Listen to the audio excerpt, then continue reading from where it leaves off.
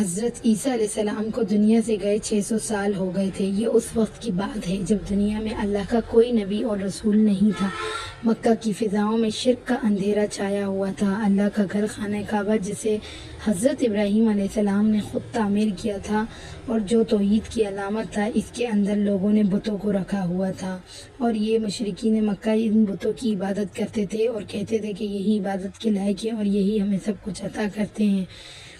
اس وقت وہاں ہر قبیلے کا الگ خدا ہوا کرتا تھا، کوئی لکڑی سے بنا ہوا ہوتا تھا اور کوئی پتھر سے۔ ان بتوں کے بھی الگ خاندان تھے۔ لوگ اپنا کوئی بھی نقصان ہونے کی وجہ ان بتوں کی ناراضگی کو مانتے تھے۔ مکہ کے اس ماحول میں اللہ نے اپنا رسول بھیجا جس نے ان بتوں کو چیلنج کیا اور توحید کی دعوت دی اور ایک اللہ کی طرف بلایا۔ وہ اللہ جو حقیقی رب ہے اور ان سب کا خالق ہے۔ اللہ نے مکہ کے قبیلے کو بنو قریش میں حضرت محمد صلی اللہ علیہ وسلم کو رسول بنا کر بھیجا۔ جب محمد صلی اللہ علیہ وسلم نے ان لوگوں کو اللہ کی عبادت کا کہا تو ان سب میں ایک نئی بحث شروع ہو گئی۔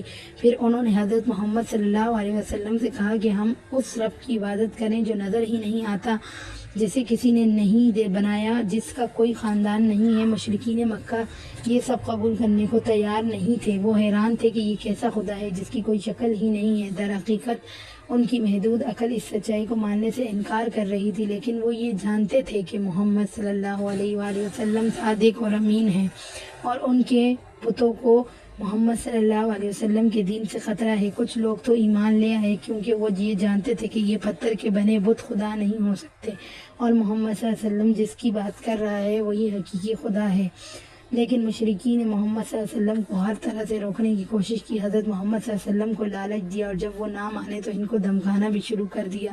لیکن جب رسول اللہ صلی اللہ علیہ وسلم نے کہا کہ اگر تم میرے ایک ہاتھ میں سورج رکھ دو اور دوسرے ہاتھ میں چاند رکھ دو تو بھی میں نہیں رکوں گا، پھر انہوں نے رسول اللہ صلی اللہ علیہ وسلم کا مذاق بنا دیا اور آپ صلی اللہ علیہ وسلم کی دعوت کو روکنے کا ایک نیا منصوبہ بنایا۔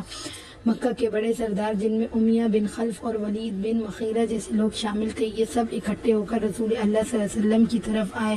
وہ اپنے سوال لیے طنزیہ انداز میں رسول اللہ صلی اللہ علیہ وسلم کی طرف گئے اور ان کا خیال تھا کہ ان کا جواب کوئی بھی انسان نہیں دے سکتا، لیکن یہ صرف ان کی سوچ تھی۔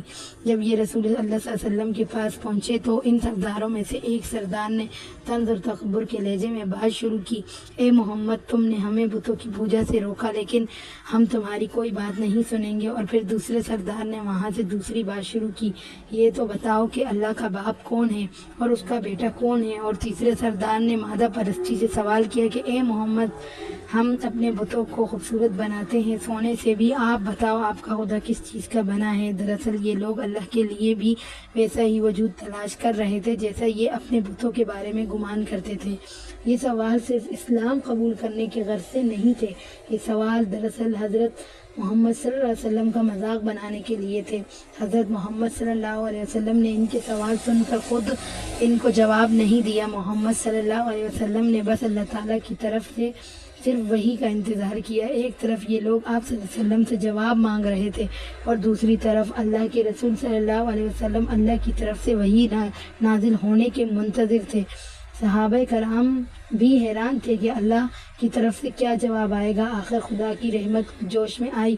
حضرت جبرائیل علیہ السلام 4 آیات لے کر جو قیامت تک کے لیے توحید کا سب سے جامع اور مکمل بیان فراہم کریں۔ یہ آیت کفار مکہ پر بجلی بن کر گری۔